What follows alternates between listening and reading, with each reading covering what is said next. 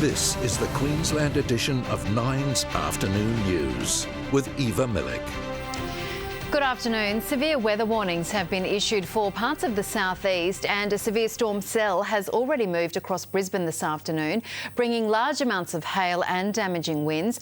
Michael Best joins us live from Chermside. Michael, which areas saw the most activity? Well, Eva, the storm cell band itself is quite widespread, sweeping across much of Brisbane and its northern suburbs. It's the most important day on the police calendar. Police Remembrance Day has been marked with services around the country, honouring those who've died in the line of duty. Claire Hunter joins us now. Claire, how many officers were being remembered here in Queensland? Well, good afternoon, Eva. 140, marking every man and woman who's given their life in the line of duty for Queensland since policing in this state started about 151 years ago. Now, those commemorations have continued throughout the state throughout the day, but it is a very special reminder about just what our officers in the thin blue line face every day when they head off to work, and it's a good time to remember the sacrifice that they make. Eva? It is indeed. Claire, thank you. Just ahead in Nine's Afternoon News, a former Gold Coast bikie pleads guilty to extortion after kidnapping a mechanic. Paul Walker's daughter launches legal action over the actor's death. Who is at fault? And Pope Francis bids farewell to America before dishing the dirt on his whirlwind tour. First on 9 News tonight, an intense lightning and hail cell batters the southeast. We're with Justin Hodges at the NRL judiciary as he fights to play in the grand final. Amazing photos, NASA's proof there is running water on Mars. And on board a supercharged Bentley as it's given free rein on a Northern Territory highway. 9 News at 6. A former bikie club president has pleaded guilty to extortion over the kidnapping of a mechanic at the Gold Coast. Let's go straight to Kari-Anne Greenbank. Kari, when did this all unfold? Well, Eva, it happened back in 2013. Christopher Taylor, who used to be the president of the Gold Coast chapter of the Lone Wolves, is accused of being part of a terrifying extortion ring, which was cracked by officers from Task Force Maxima. Scientists believe they may have found the key to reversing blindness. A revolutionary procedure using embryonic stem cells is being hailed as a cure for sufferers of macular degeneration. Up next, we're live to Sydney ahead of Justin Hodges' make-or-break judiciary appearance and who's the unlikely ally going in to bat for him. A 4-year-old boy severely burnt as his family's central Queensland home is destroyed by fire.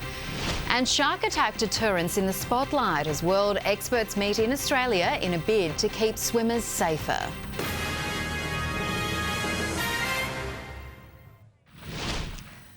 Welcome back to the Queensland edition of Nine's Afternoon News. These are our top stories. Wild weather has hit the southeast. A large band of storms passed over Brisbane CBD this afternoon, bringing hail and damaging winds. The Broncos are right now on field, completing their final training run in Brisbane before flying to Sydney ahead of the NRL Grand Final. Meantime, the Cowboys have been greeted by huge crowds as they step up preparations before Sunday's big game. And it's long been speculated, but now it's confirmed. Flowing water has been observed on Mars. But NASA scientists say there's still a long way to go before determining whether the red planet could support life. Convicted wife killer Gerard Baden-Clay has been taken to the Princess Alexandra Hospital. Ebony Cavallaro is following the story. Ebony, what's happened to him? Well, Eva, we understand that Gerard Baden-Clay has told prison guards that he has suffered an injury playing sport in the prison yard. 2 Queensland homes have been destroyed by separate fires in less than 12 hours. Kath Landers joins us live. Kath, has anyone been seriously hurt? Unfortunately, Eva, a 4-year-old boy suffered some pretty serious burns in one of those blazes. Now, it took hold of a home in Rockhampton early this morning around 7:30. The Queenslander quickly went up in flames, and by the time emergency services got there, there was really little they could do to save the property. Now, this 4-year-old boy suffered burns to his chest, abdomen and hands. Still to come, the $500,000 supercar flooring it on Australia's fastest road. A fat pill for pregnant women, the controversial move to cut the risk of having an overweight child.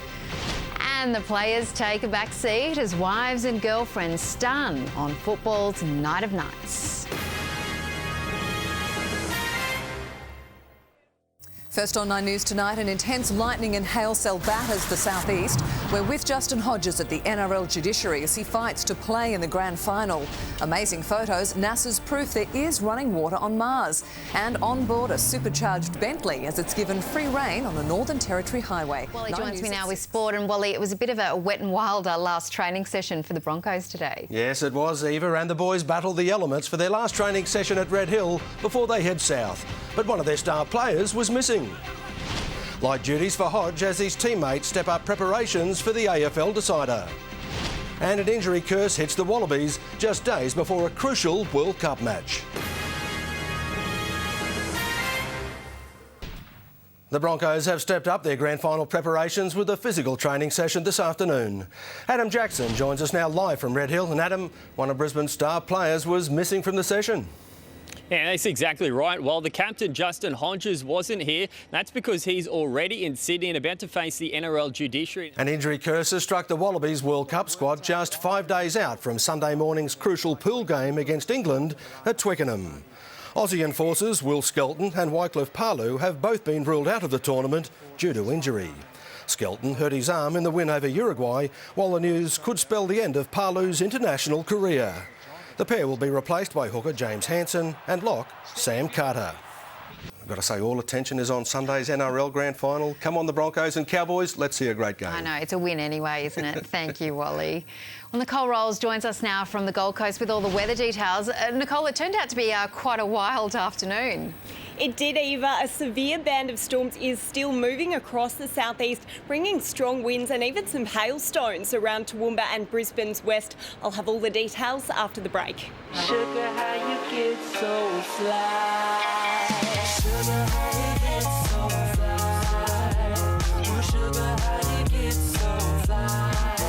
Sugar, sugar. This weather report brought to you by Stockland. It's your place. Live, shop, retire.